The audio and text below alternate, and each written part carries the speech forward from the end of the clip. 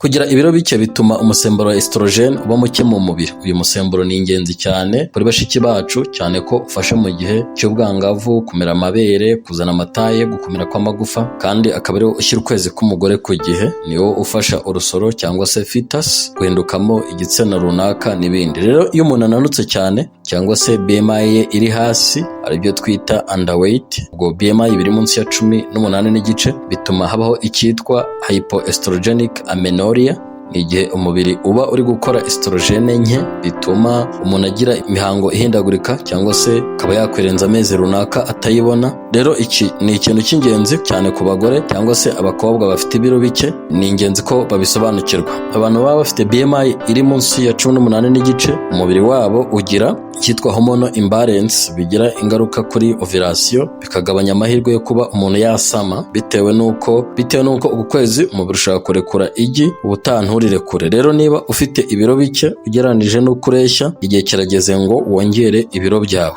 maze ovulation yawe ndetse n'imihango bijye ku gihe. Kenshi abakobwa bakunda guhura n'iki kibazo cyo kugira ukwezi kutari ku murongo, usanga bafite uburwayi cyangwa se condition dukunda kwita anorexia nervosa, aho usanga umuntu aba yumva adashonje, adashaka kurya kubera impamvu runaka, nyine kumva ntashaka kurya, cyangwa se wenda akanga kurya bitewe n'uko afite ubwoba bwo kuva kuri taye. Niba wumva ari ukomeze, ukwiriye kujya kwa muganga ukivuza, kandi dukwiriye gusobanukirwa ko BMI yawe ifite aho ihuriye n'urugero rwa hemoglobine uba ufite mu maraso. Ni kenshi abantu bafite ibiro bike usanga bafite na anemi cyangwa se amaraso make. Ibi ntibivuze ko umuntu ubyibushye atagira amaraso make. Rero ukeneye kurya indyo igufasha kugira ngo ibiro byawe bibe biri mu rugero, kandi igatuma ubona hemoglobine zihagije. Indyo nziza kandi ituma umubiri urekura imisemburo nk'uko bikwiriye, hakabaho hormonal balance. Ukwiriye kumenya ko buri kimwe kiba mu mubiri wawe kiba gifitanye isano n'imirire myiza. Ubushakashatsi bwerekanye ko iyo BMI y'umuntu igabanyutseho 15%, kwezi kwe guhungabana cyangwa se kukava ku murongo, byakomeza akaba yanirenza, ndetse ugasanga ukwezi runaka gushaka gushira nta ovulation ibayeho. Bivuze ko muri uko kwezi adashobora gusama. Mu gihe wagiye kwa muganga bakakwereka ko BMI yawe iri hasi, ufite underweight cyangwa se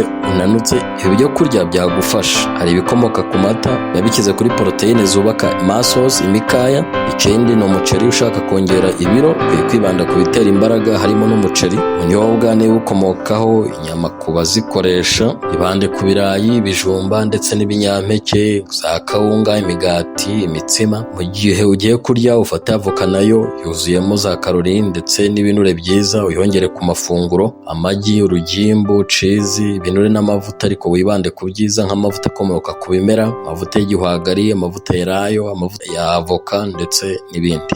Twongere twiyibutse uko umuntu amenya BMI. Ufata ibiro byawe muri kilograma ukabigabanya uburebure bwawe muri metero bwikubye kabiri. Icyo ubonye cyo cyitwa BMI. Nubona umubare uri munsi ya 18 n'igice, bivuze ko ufite imirire mibi cyangwa se underweight. Nubona hagati ya 18 kugeza kuri 24 n'igice, nta kibazo, ufite ibiro byawe biri mu rugero. Hejuru ya 24 n'igice ufite ibiro byinshi birenze uburebure bwawe. Hejuru ya 30 ufite umubyibuho ukabije.